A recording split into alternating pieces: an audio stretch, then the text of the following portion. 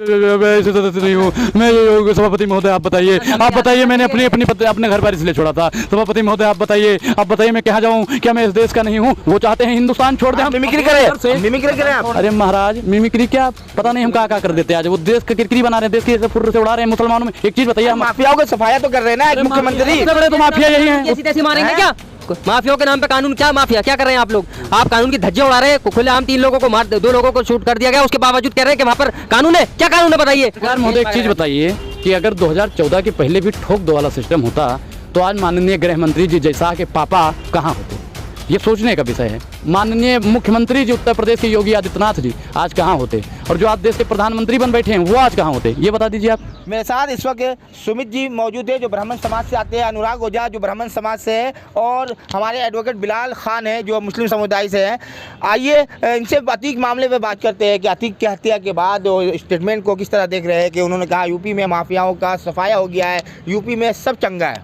UP में कुछ नहीं चंगा है, यूपी में सब कुछ नंगा है। और एक कहावत आपने सुनी होगी कि सैया बने कतवाल तो डर का है बात का। आरएसएस और जो बजरंग दल के लोग हैं वो सिर्फ और सिर्फ मुसलमानों को ठोक देना। अभी हम आरएसएस और बजरंग दल की सदस्यता ले लें, हम ऐसा कहना नहीं चाहते। बिलाल भाई है ना, इनको ठोक दें तो आरएसएस और बीजेपी वाले हमें पूरी रूप से बचाएं। बिलाल भाई पे क्यों? हम नहीं कह रहे हैं, हम ऐसा बता रहे हैं कि उदाहरण दे रहे हैं कि आरएसएस और बीजेपी वाले अगर किसी को भी ठोक देंगे ना मुसलमान भाई को, तो ये यही कहेंगे सब कुछ चंगा है, सब कुछ यहाँ पे सही चल रहा है, कोई दंगा नहीं है, कोई फसाद नहीं। एक चीज़ बताइए कि पत्रकार के भेष में आके मार देते हैं, वो गोली पहचानती है कि उसको अशरफ को और अतीक को ही लगनी है। महाराज पुलिस वाले को लग जाती, और भी दलाल एंकर नफरती चिंटू भी खड़े थे उनको लग जाती। वो पहचान कैसे गई कि ये अतीक है, ये अशरफ है? पहचानी कैसे हो? ये बताओ मुझे।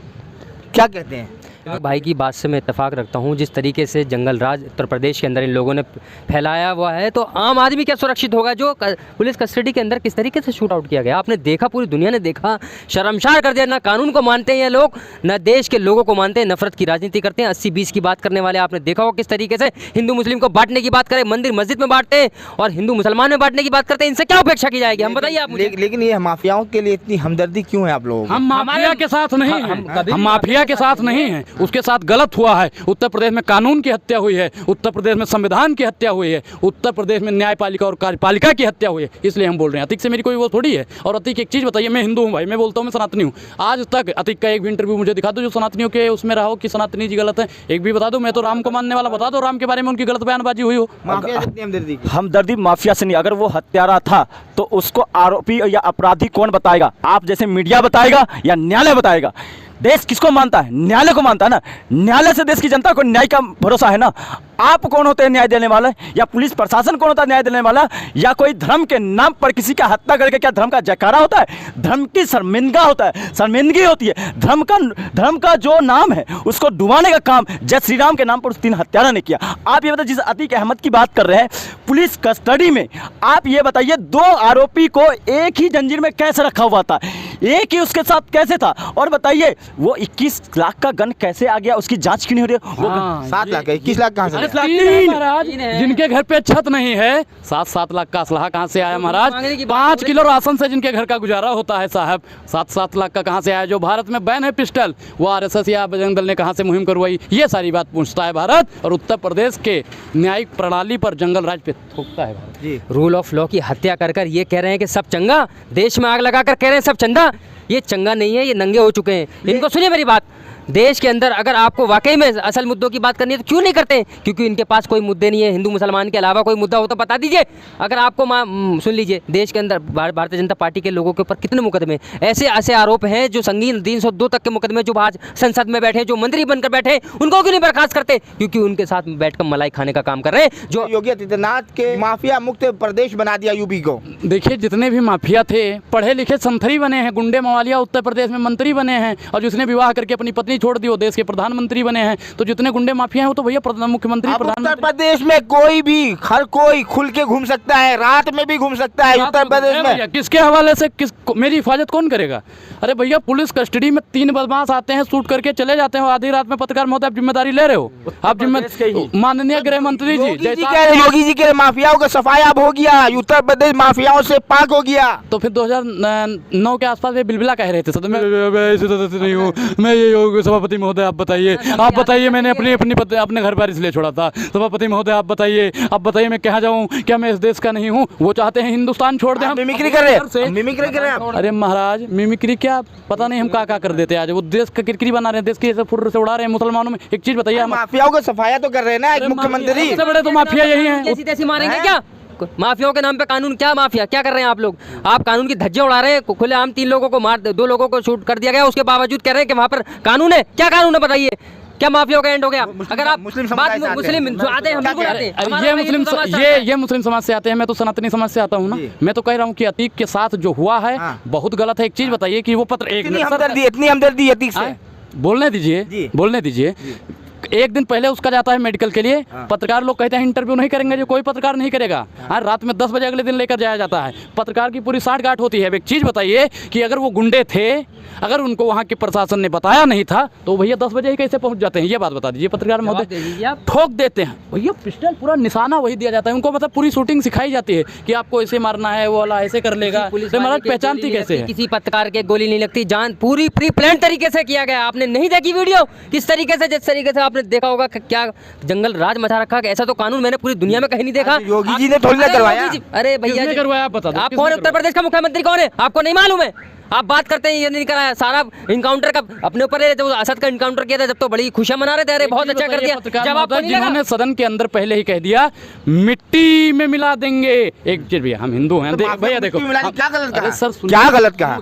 हम हिंदू हैं, हमारी परंपरा में क्या है कि जलाया जाता है। बुरा कोई मुसलमान भाई मत माने मेरी बात को। उन्होंने कहा मिट्टी में मिला देंगे, मिट्टी में मिला देंगे। अब बताइए, मिट्टी में मिलाने के लिए पहले ही कह दिया। उन्होंने तो नहीं कहा कि जला देंगे, उन्होंने कहा मिट्टी में मिला देंगे। अरे भैया, उत्तर प्रदेश के जितने भी मुसलमान भाई, देश के जितने भी मुसलमान, उनको समझने की जरूरत है कि उन्होंने पहले ही वार्निंग। इशारा मुसलमानों की तरफ। समझदार के लिए इशारा ही काफी है, समझदार के लिए इशारा ही काफी है, और बच्चों के लिए गुब्बारा ही काफी है। इस देश का मुसलमान मिट्टी से पैदा हुआ है और मिट्टी में मिलने के लिए पैदा हुआ है। जो इस दुनिया में आया है, इस दुनिया में से वापस भी जाएगा और उसको दफनाया जाएगा। इसलिए ही वहाँ से बयान दिया गया विधानसभा के अंदर, मिट्टी में कौन मिलता है आपको नहीं मालूम है? अगर आप बाल का खाल निकाले, बात का खाल निकाले, जो इनके मंत्री है, जो इनके MLA, उनके ऊपर आपराधिक मुकदमे नहीं है, वो माफिया नहीं है, उनको तो नहीं कहा जलाने की बात। क्यों कहा मिट्टी? क्योंकि ये सुनियोजित तरीके से उनको मालूम था कि मुसलमानों पे अत्याचार करेंगे, आजम खान जैसे लोगों को, मुख्तार को, और यही लोग माफिया, और कोई माफिया नहीं है। आपको लिस्ट दे दूं मैं माफियाओं की, लेकिन मैं ये हिंदू मुस्लिम नहीं करना है। मैं ये कह रहा हूँ, कानून की हत्या करने के बावजूद मुस्कुरा रहे हैं और कह रहे हैं बहुत अच्छा जो है कानून चल रहा है और जो है चंगा है। क्या चंगा है? पत्रकार महोदय, एक चीज़ बताइए कि अगर 2014 के पहले भी ठोक दो वाला सिस्टम होता तो आज माननीय गृह मंत्री जी जयशाह के पापा कहाँ होते? ये सोचने का विषय है। माननीय मुख्यमंत्री जी उत्तर प्रदेश के योगी आदित्यनाथ जी आज कहाँ होते? और जो आज देश के प्रधानमंत्री बन बैठे हैं वो आज कहाँ होते? ये बता दीजिए आप। ये ठोक दो वाला सिस्टम होता अगर तो पहले न्याय था, कानून था। लेकिन योगी जी के सभा में तो काफ़ी चहल पहल था। ऐसा लग रहा था यूपी जो है, यूपी में अब क्राइम खत्म, यूपी बिल्कुल क्राइम मुक्त प्रदेश हो गया है। और योगी जी अपने बिल्कुल भाषण में ये क्राइम मुक्त हो गया है। 2 को मार के 3 को पैदा करना ये क्राइम मुक्त है। दूसरों के कंधों पे बंदूक रख के दाग देना ये दंगा मुक्त बना रहे हैं। ये दंगा मुक्त तो नहीं। योगी जी ने पैदा किया 3 को क्या? योगी जी आज तक उन लड़कों के बारे में कुछ बोले नहीं। भाई वैसा कोई होता ना, अगर उन लड़कों का नाम अब्दुल होता, हमीद होता, शहनवाज होता, तो उसके घर पे बुलडोजर चल गया होता। मिट्टी में मिला देंगे। अरे महाराज, तो मिट्टी में मिलाने आए हो, मानते हैं तो मुसलमानों को मिट्टी में मिलाओ। सुमित जी क्या कहना चाहेंगे? मैं ये कहना चाहता हूँ, ये माफियागिरी खत्म करने की बात करता हूँ। आपने कहा कि पूरा उत्तर प्रदेश अब माफिया से चंगा हो गया है, तो उसी उत्तर प्रदेश का उदाहरण देना चाहता हूँ। जालौन में जो छात्रा के ऊपर गोलियां चलाई गई दिन दहाड़े, क्या वो माफिया नहीं था? आप ये बताइए, कानपुर के अंदर जिस बहन और माता को जिंदा जला दिया जाता है, क्या वो माफिया का उदाहरण नहीं है?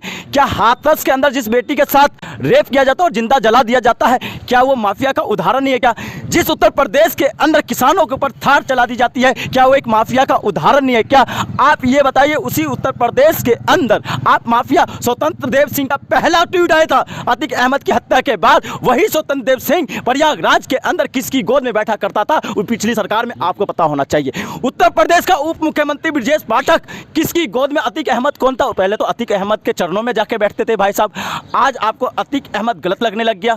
ये बात कहाँ की बात करना चाहते हो? वो उत्तर प्रदेश के मुख्यमंत्री से सवाल पूछता हूँ, आप ये बताइए, आजमगढ़ के अंदर आपने कितनों का आपने शोषण किया था? आपके ऊपर आरोप नहीं है क्या? 50 से ऊपर न्यायिक आपराधिक मामला दर्ज किसके उत्तर प्रदेश के मुख्यमंत्री बता?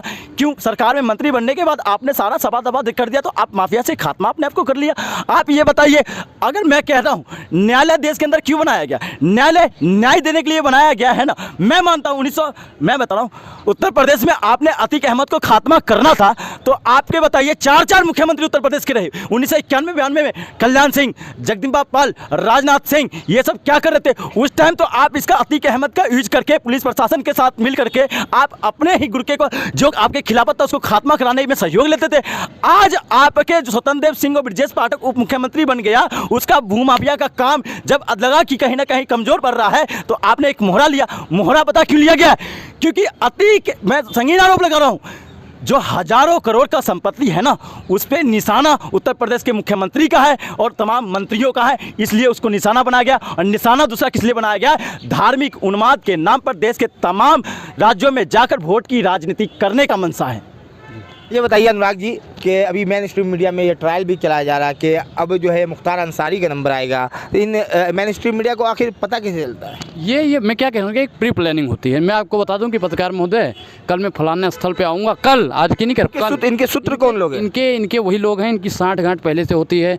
एक चीज़ बताइए, जब सब कुछ पता था, कैमरा महाराज ये है आपका, और मुझे कोई वहाँ से गोली मारने आ रहा है तो ये कैमरा खुद ब खुद तो घूमेगा नहीं है। जब आप लोगों को पता होगा तभी तो घुमाओगे ना कि हमरा आपको गोली वहाँ से भी आने वाली है। जब आपको साँठ-गाँठ होगी तभी तो पूरा प्री प्लान दिखाओगे। भैया वो लेट गए हैं, चिल्ला रहे हैं जय श्री राम जय श्री राम। जब तक भैया इस देश में सेकुलरिज्म की सरकार नहीं आएगी, गांधीवादी विचारधारा को मानने वाली सरकार नहीं आएगी, तब तक इस देश में हिंदू मुसलमान के नाम पे मारा जाएगा। हम तो कहते हैं कि ऐसी सरकार आ जाए जो कहे ईश्वर अल्लाह तेरो नाम सबको सम्मत दे भगवान, रघुपति राघव राजा राम पतित पावन सीताराम। ऐसी सरकार जब तक नहीं आएगी। आप एक चीज़ बताइए कि अगर यही लोग होते हैं, बीवी शाइस्ता, अब उनके जो है पीछे पुलिस लगी हुई है। एक चीज़ बताइए कि मुस्लिम में क्या है कि 4 महीने तक मतलब महिलाएं जिनका पति मर जाता है वो घर से बाहर नहीं निकलती हैं, उसे इद्दत कहते हैं। इद्दत कहते हैं।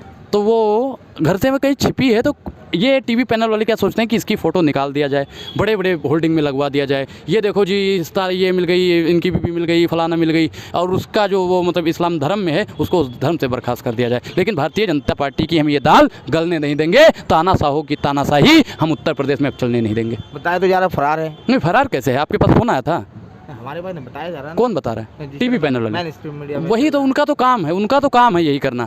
वो कभी नहीं बताएंगे, जो अभी यहाँ पे पहलवान बैठे हैं उन पे बात कभी नहीं करेंगे, सतपाल मलिक वाले पे कभी नहीं बात करेंगे। वो कहते हैं इसका हमें सबूत दो। अरे उनके पास सबूत है कि वो गायब है।